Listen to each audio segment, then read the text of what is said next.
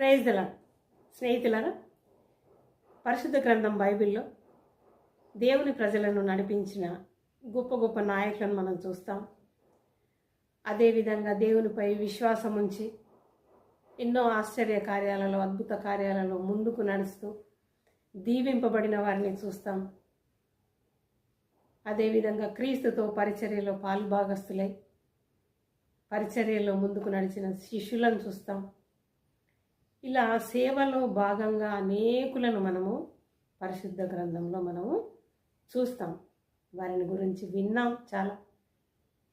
అయితే నేటి దినమున మరి అపోస్తలుడైన పౌలు గారి గురించి కొద్ది నిమిషాలు విందాము.